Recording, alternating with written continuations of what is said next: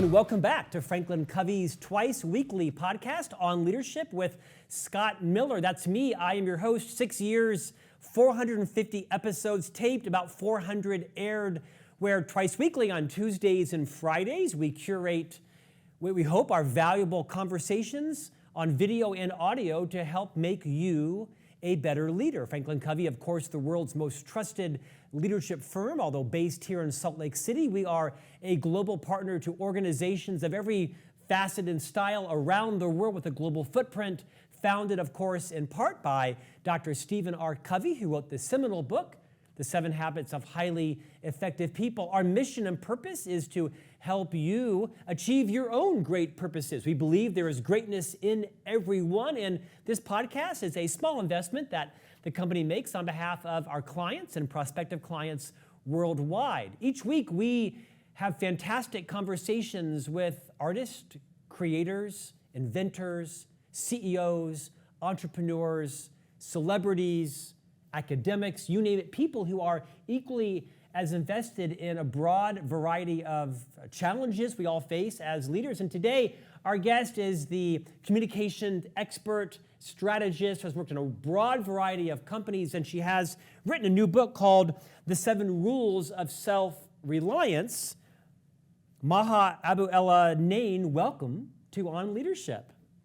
Thank you for having me, Scott. It's such a pleasure to be here. Forgive me if I slaughtered your last name. I did my best to respect. Thank you. It's a multi-syllabic name for a lot of us Americans, but I'm so honored you're here. Your book is fantastic, so practical in terms of taking this idea of self-reliance, if you will, resilience, perseverance, and grit, and really bringing it into practical application from a broad career you've had.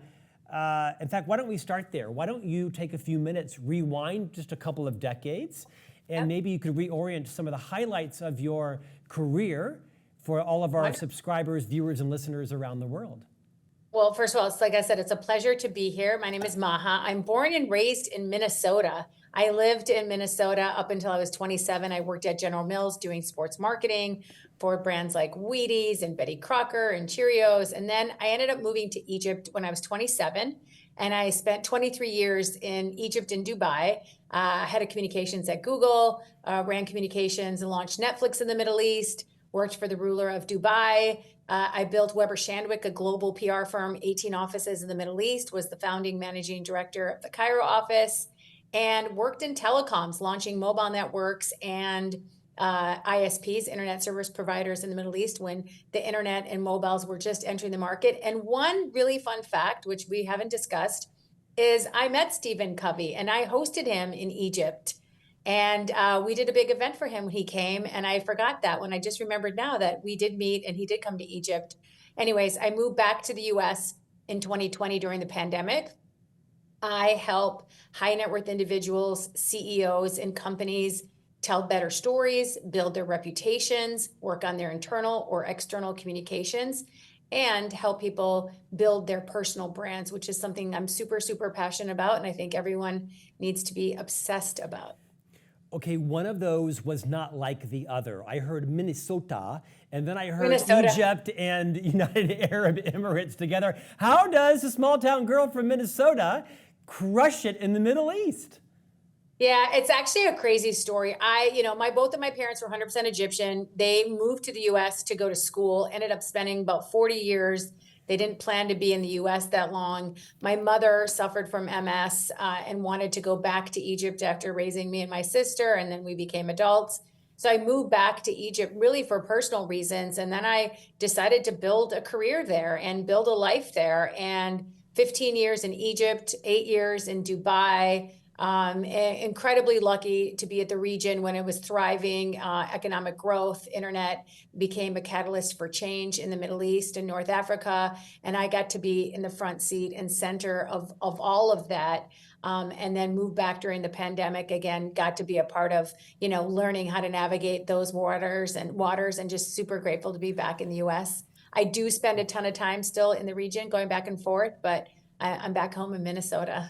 In fact, we'll talk about some experience you had in Egypt right as you were being appointed to the Google team. You share a fascinating story about that experience. Let's talk about the book that you've released, The 7 Rules of Self-Reliance. How to stay low, keep moving, invest in yourself, and own your future. I'm going to spend most of our conversation today talking about one of the rules in particular. But first, let's talk about what does it mean to stay low?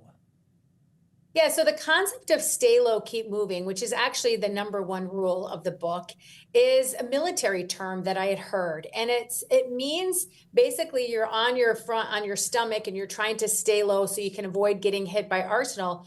But I took that as a metaphor for life. So stay low here means stay focused on your goals. There's so many things distracting us in the market, social media, people doubting you, people saying you can't do it. So my message on stay low is try to be focused on your results, what you care about, and really kind of drowning out the noise so you can stay low and move it forward and put in the hard work. Keep moving is about obstacles, challenges, hardships. We're going to have bad days. So despite all of those, try to keep moving forward, and keep making progress. Stay low, keep moving is sort of my personal mantra, and that's why it's the first rule of the book. Staying low is hard for me. I'll keep that in mind, let me tell you. So is playing small, but that's a different story. Maha, you open the book and you talk about understanding the difference between what we know as hustle culture, we hear a lot about, positive and negative from many of the same people, and value culture, hustle culture and value culture. Will you maybe level set what is the definition of those two, and why do you strongly advocate one over perhaps the other? Yeah, I think everybody here knows hustle culture is really just grinding, putting in the hard work, really trying to just maybe, wear yourself down to try to get ahead, right? Be competitive, have that edge, the agility, the speed. Hustle culture is often, connotated as a negative thing. What I'm professing and I talk about in the book is something I've done for the entire 30 years of my career, and that is focus on value culture. It's not consistent about how much effort you're putting in. It's what you're doing, how you're doing it. What's the quality of the value you're creating for your employer, for your teams, for your employees, for your culture? So the difference for me, why I say hustle culture is out, don't try to move fast and break things, value culture is in, is I want you to think about the quality of how you're approaching things. And are you really creating value for others, which will ultimately create value for yourself? Maha, perhaps it's academic, or maybe it's just a choice of terms, but I'm often asked by people who are interviewing me. I'm an author like you, and I appear in a lot of podcasts, and this podcast has some traction from Franklin Covey. We've interviewed, 400 of the world's most influential thought leaders, and I'm often asked, so Scott, what do they have in common?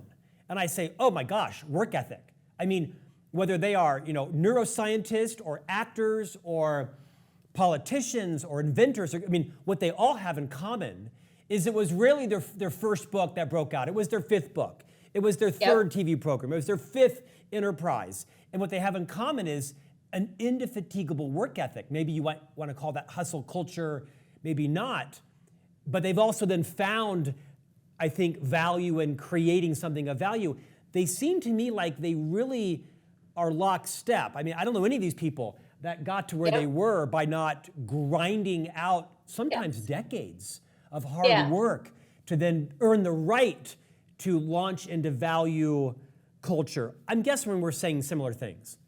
Yeah, I think they are. I think both of them are based on the premise of you have to work hard and put in the effort. Nothing happens overnight. There is no such thing as an overnight success. No. There is a lot of blood, sweat, and tears that goes into an entrepreneur or somebody who works at a company to build a career for many years. My sister's been at General Mills for 35 years. She didn't get there by just, she had to put in the work, and that was grinding, but it's a different speed than I would say when people talk about hustle culture, especially when it comes to entrepreneurs.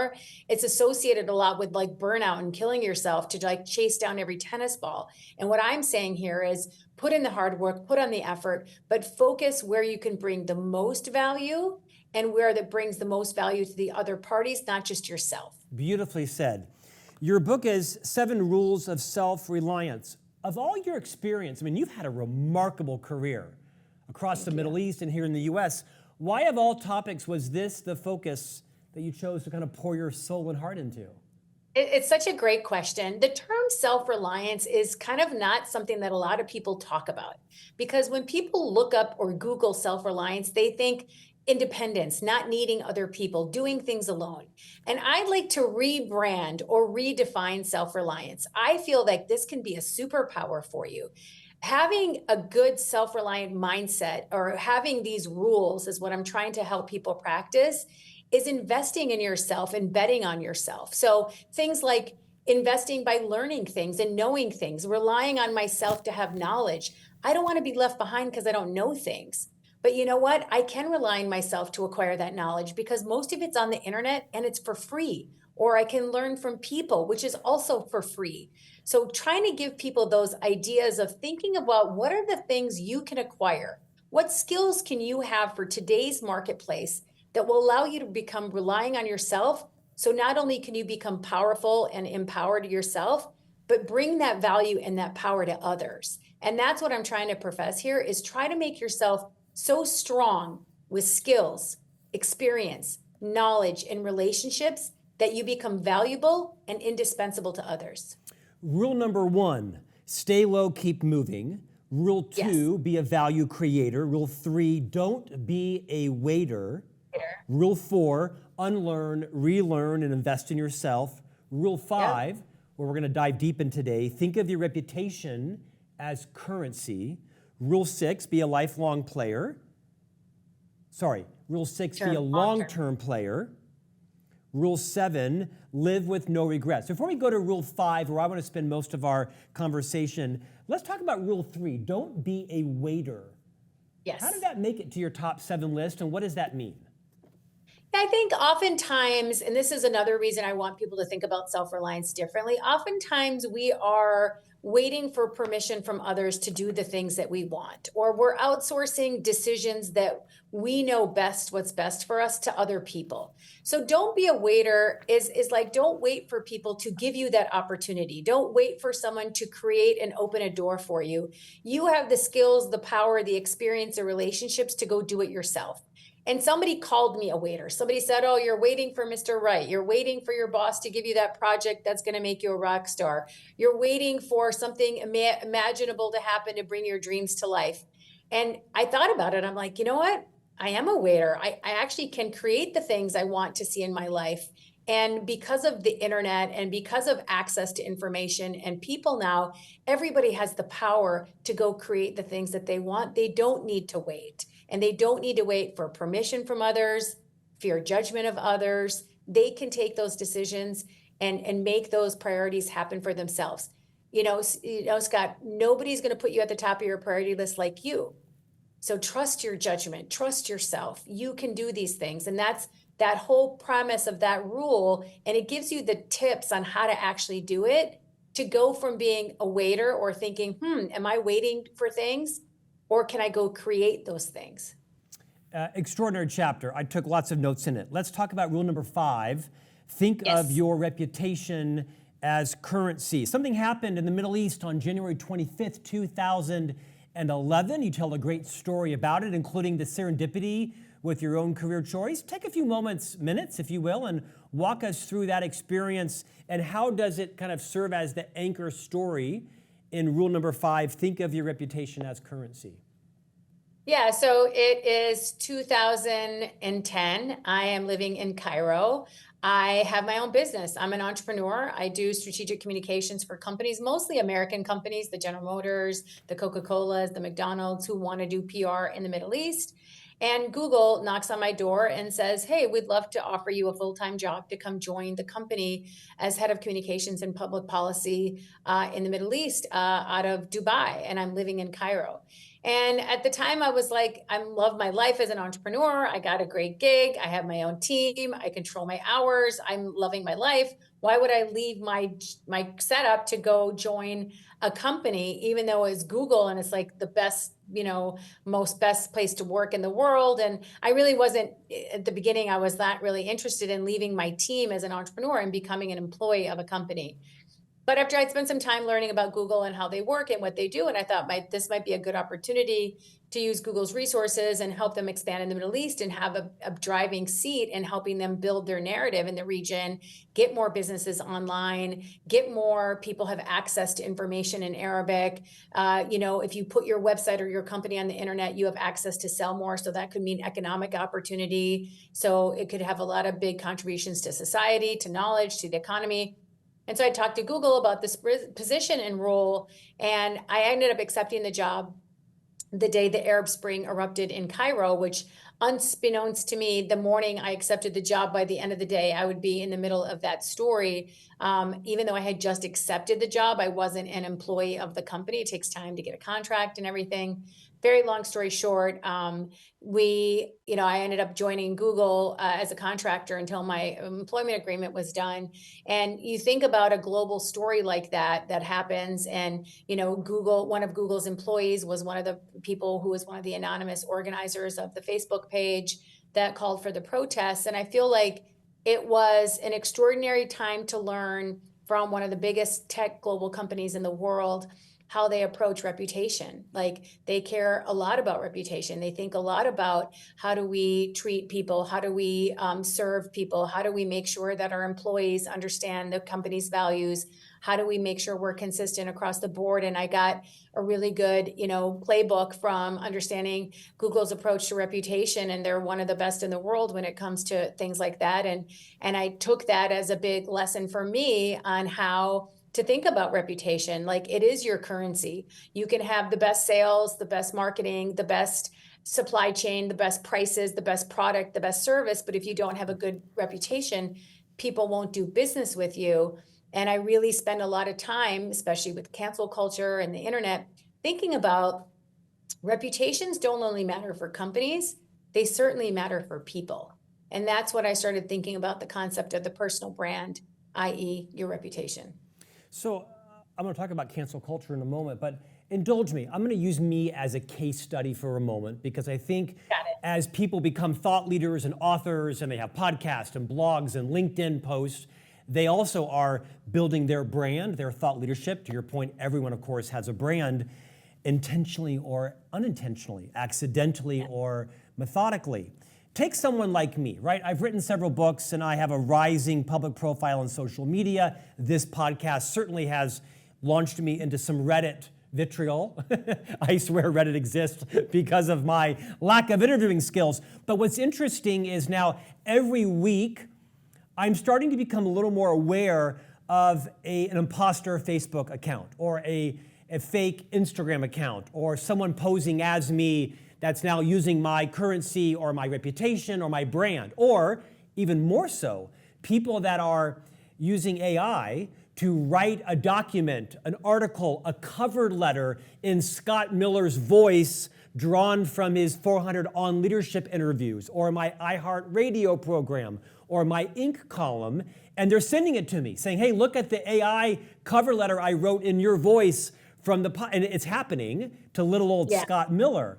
And my ability to control my reputation is starting to kind of slip through my fingers. I know there's only going to be some point where someone decides to use me against me, and how am I going to respond? See, I think you underscored the reason why I want everyone to take a minute and pause and think about their personal brands. So this is, a lot of people hear the word personal brand and they're like, I'm not a brand, I'm not a company, I don't need to worry about my personal brand. So I'd like to reframe it by thinking personal brand equals reputation. And don't you want to care and be obsessed about your reputation? Your reputation is your name. It's the only thing that you own, that you actually control. So in your case study, Scott, thinking about your online brand, your persona, I really want you to think about being intentional about it. So you need to own your assets. So you need to save your name across every single platform: LinkedIn, Instagram, YouTube, Snapchat, TikTok, whether you will use it or not, so you can own your reputation, own your name. The second thing is you need to be intentional about what you put out. You want to be in control of what people see by what you say, by you actually doing it yourself. There's going to be other people publishing or posting or doing something. So you have to make sure, do you have a clear profile picture? Do you have a place where people can contact you? Are you controlling the narrative as much as possible by your channels being clean, consistent, putting out what do you want people to know about you? What do you want people to understand about you, your story, your business, your work? So you need to be proactive in doing it. So a lot of people who listen are like, oh, I don't need to be a personal brand. I don't want to do it. I don't want to put my personal life on the internet. That's not what I'm talking about. Personal brand does not equal personal life. And that's key, is you need to be just intentional about how you represent yourself. So when people do Google you, when people do look you up on LinkedIn, when people do look you up on Instagram, it's information, content, and context you have personally provided. Well, let's talk about cancel culture to that point, because Yep. the larger your personal brand becomes, or the more influential, or the more courage and maybe fearlessness you show to opine on a topic or encourage change or a different point of view, the likelihood that someone, some troll, some person, somewhere is going to poke at you becomes more likely. It seems like maybe cancel culture is a little bit of thing of a past, because maybe I'm wishful thinking there, but it feels like it had its run, and then people realize, yeah, that seems a little unfair or a little too harsh or overcorrecting. That's right. I get it. That's right. Talk about but where you see cancel culture kind of resting right now. Yeah, I think you, everything you say and do, you just need to be really mindful. Like anybody with the phone can publish anything you say or do and instantly broadcast it to the world. So always act and operate as if a camera is on you, whether it is or not. How you treat the barista, how do you treat your team members, how do you treat your customers, your employees, your colleagues? Any of that can impact your reputation and can be used against you in a society that does like to cancel people who might seem tone deaf or don't side with their views. Unfortunately, we live in a world where everyone has an opinion. If it's not yours, it's not what people like. So I feel like you just need to be a mindful communicator and be aware that cancel culture does exist. I don't think it's the thing of the past. I think it's ever present. I just think we need to be careful about what we say, how we say it, so that we don't offend other people or we don't put something out there that we don't stand by. I'm a big believer that if you have values and you believe in something, cause or politics or an opinion on some issue, you should be able to speak your mind freely without being attacked. But think about the consequences for you, for your company, for your employees, for your family. Is it putting them at risk? Is it putting them at danger? Then I would think twice about doing it. In fact, as it relates to cancel culture, you actually share a very simple but recognizable 3-step plan: apologize, pause, and rebuild. Walk us through that process in case any of us need to implement that or revisit that in our organization. Yeah, I mean, I think we're all consumers, right? We see when a company makes a mistake, we can watch it in public, in transparent, in full like view of what's going on and how it happened. So how you react to a crisis, it matters just as much as the crisis itself, right? So if you made a mistake, get out quickly and apologize, show empathy. Don't be tone deaf and just hope that it'll go away. So I feel like some of the companies that have caught themselves in big problems, or celebrities or business people, when they come out and apologize and acknowledge and say mea culpa, I made a mistake, I think that matters. People are empathetic to people who take ownership and accountability for their behavior. The second thing is pause. A lot of people tend to overcorrect or overreact and get emotional about being attacked. So they feel the need to fix it quickly and save their reputation or do something. Often the best advice is to take a pause and let the dust settle, let the emotions settle, so that you don't make a second mistake on top of your first one. And then the third thing I always think about is, what do I need to change? Do I need to change a policy? Do I need to train my team? Do I need to think about a different approach that I need to take so I don't get in that situation again? So those are 3 easy steps people can think about when it comes to cancel culture. And the most important one overall is timing. If something happens and you leave too big of a vacuum between the problem and responding to it, that's where you get into trouble. Misinformation, rumors, the story can grow, the story can spread. So think about how quickly you should respond and make sure that you get in a timely manner before it gets out of control and there's no whack-a-mole so you can't cancel it or get out of it. Maha, let's talk about the difference between an online and offline personal brand. You mentioned a little bit about online. Obviously, the term is inherent, but what are some ways to build and protect your online brand, maybe further than what you've already mentioned? Because Yes. I don't know of someone now that isn't on LinkedIn. I don't know of anyone. It's one of the most important platforms out there. So when I think about my online brand and I work at a company versus an entrepreneur, and I'll walk you through both scenarios, the most important thing is that your career, your accomplishments, your work is represented in a way that you feel confident that anyone who looks you up or sees it might have a good understanding of what you do.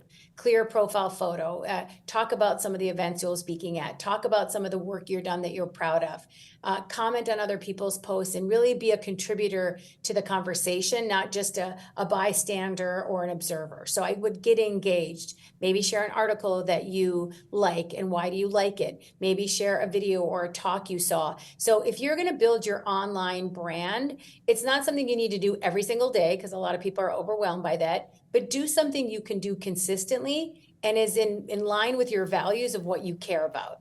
So I care about communications. I'm going to share communications tips. My friend might be really interested in finance and might send finance tips. So whatever you're going to do, try to be consistent. Now, when it comes to the offline brand, I actually think that's more important than how you show up online because that's real life. Those are the people you sit next to at work. Those are the people you network with at an event. Those are the people that you want to do business with, potential partners. Those are the employees you want to recruit. So you have to have a good reputation on how you treat your people, what programs you do for employees, what's the culture like. People care about those things. You can hire for skills, but you can also hire for fit. Is it a good culture fit? Do they have the right values that we have, or the same values that we have? And are they in tune with what's happening in culture, in the market? Do they bring to the table relationships? That's building your offline offline brand, and it's critical in today's world. Relationships are the key to moving and growing yourself and your business forward. Amen to that. The most successful people professionally do what? I think read. I'm obsessed with reading and learn things, right? And it's so funny. I say this in interviews all the time, and they're like, oh, you're a Stephen Covey, Franklin Covey convert about sharpening the saw.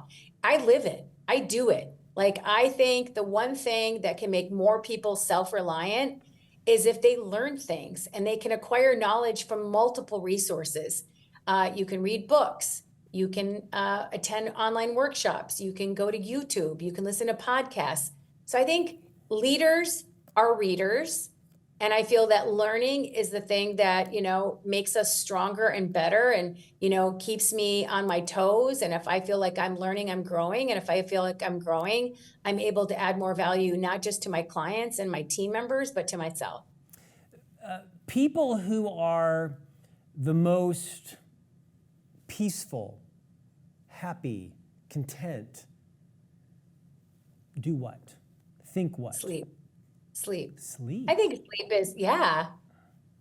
I feel like sleep is the magic ingredient to success. Because if you get a good night's sleep, you're productive, you're rested, you're eating well. When you're tired, you're snacking. And when you're snacking, you're not healthy. Like, I just feel like sleep is the one leadership thing for business people. Like, I don't know. I just feel like, to me, it's one of the most important things that can help your productivity and your longevity. And it's also really good for your brain. I could not agree with you more. You are like sisters and brothers from another mother. My father's I think you weren't expecting that answer. Well, no, I actually am asleep at 9:45 every night. I'm an early riser at 4 o'clock, but I'm asleep, which is unusual with 3 young boys. By the way, my father is from Minnesota, so maybe we have some connection there. That's amazing. Yeah, I know. St. Peter, outside of Mankato, actually. So. Oh yeah, I went to tennis camp there at Gustavus. My father went to Gustavus. My father attended there. My grandmother lived like a block from Gustavus Adolphus University. So okay. Yeah, I actually was born and raised in Mankato, which is 15 minutes from St. Peter. So I know exactly where Mankato is. Went there many times. The Country Kitchen. My grandmother used to love the Country Kitchen in Mankato, Minnesota. No way. This is kidding. Getting nostalgic now. What is the most common mistake, preventable mistake, that people on the rise make? They stumble. Do you see a constant challenge that people replicate? If they all just knew this, they could avoid that pothole metaphorically. The importance of building really strong relationships, right? Your relationships, I always talk about making a deposit in somebody else's trust bank. As you build your career and as you go through life, or if you face a pandemic or an economic downturn or a personal or professional crisis, if you have the right relationships, you can get through anything, right? And those relationships should be the bread and butter that you try to invest in and nurture and grow over time. Relationships at work matter. Relationships with your family and your friends matter. They always say you're the product of the 5 people you hang out with. But I feel like if you want to really build a successful career, you're not going to be able to do it alone. And you're going to have the right relationships to do it. In fact, one of the chapters in the book, one of the rules is be a long-term player. And it's all about how to build a network. How do you do it through social media? How do you master the art of that DM? What's the best way to do it if I go to an event and I don't know anybody? What's the best way to build a relationship if I'm an introvert? Because so many people are, and it's daunting to walk into a room where you don't know anybody. So I think relationships are the fabric to your personal and professional development. And they're the one thing that people need to invest in. And if they don't, after having a career of 20, 30 years, they're going to miss the boat by not having those in their pocket. Maha Abouelenein, your book is 7 Rules of Self-Reliance, How to Stay Low and Keep Moving, Invest in Yourself and Own Your Future. Tell us what's next for you. You've conquered the Middle East. You're back to Minnesota. What's on the horizon for you? Conquering Minnesota. Conquered Minnesota. What's next on the horizon for you? Well, first of all, this book is something that I really want to inspire and educate people on. In every rule, there's a playbook to put the rules to work. So I'm hoping to really help spread this message and teach more people about the importance of self-reliance as a concept and have people embrace it and fall in love with it. So I think that's the biggest thing for me right now, and just continue on my mission to help people communicate better and continue to learn myself and grow myself and help to spread that message of lifelong learning, because I feel like it matters, and it's really important for us to grow as a community and as a business community and as a society as a whole. Nicely said. I appreciate your focus, almost fixation, if you will, on relationships, because I do think it is the core of our legacy. It's the core of our currency. And not everyone's great at it. Not everyone is naturally great at developing relationships. I have a stutter. I'm a little impatient.